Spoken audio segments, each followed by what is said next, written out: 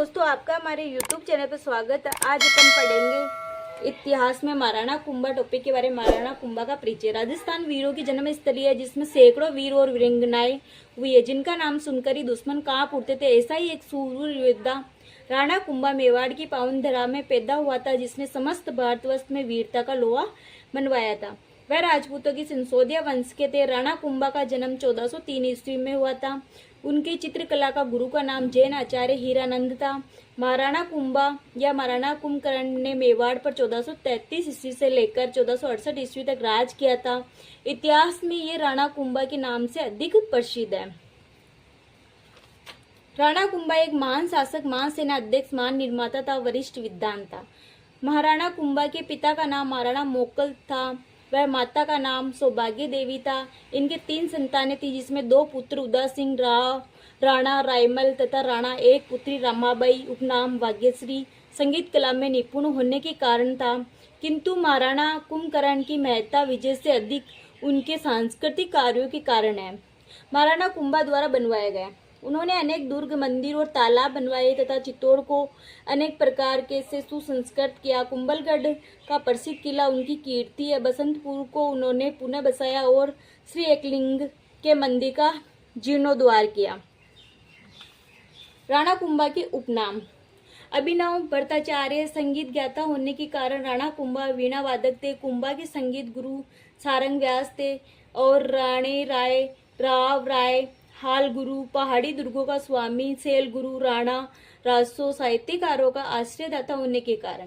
राजगुरु राजनीतिक सिद्धांतों में दक्षता, दान गुरु, छाप गुरु, छापामार में पारंगत, नरपति, गजपति, विशाल सेना का स्वामी, असरपति, परम गुरु, समय का स्वराज्य शासक।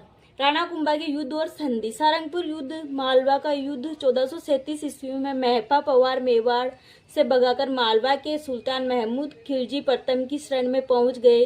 कुंभा एक अच्छा राजनीतिक व कूटनीतिक था। उसने रणमल और राठौड़ की सैनिक सहायता से 1437 ईस्वी में सारंगपुर के युद्ध मध्य प्रदेश में मालवा के सुल्तान महमूद खिलजी प्रथम को पराजित कर बंदी बना लिया। आवल भावल की संधि 1453 ईस्वी महाराणा कुंभा व राव जोधा के मध्य कुंभा के दादी व राव जोधा की बुआ हंसाबाई ने मध्य स्थिरता करते हुए दोनों के मध्य 1453 ईस्वी में सोजत पाली में आवल बावल की संधि करवाई, जिसके तहत मेवाड़ मारवाड़ की सीमा का निर्धारण हुआ तथा राव जोधा ने अपनी पुत्री संगार देवी का विवाह कुंभा के पुत्र रायमल के साथ किया। चंपानेर की संधि 1456-57 ईस्वी। गुजरात और मालवा की सुल्तान ने चंपानेर नामक स्थान पर 1456 में एक समझौता किया कि एक साथ दोनों सेनाएं मेवाड़ पर आक्रमण करेगी। राणा कुंभा ने अपनी कूटनीति से दोनों सेनाओं को हरा दिया था। विजय स्तंभ। कुंभा ने इसी मालवा विजय के उपलक्ष्य में 9 मंजिला विजय स्तंभ का निर्माण 1437 में करवाया, जिसकी शुरुआत 1437 से 40 ईस्वी की गई, जो 1448 में बनकर तैयार हुआ।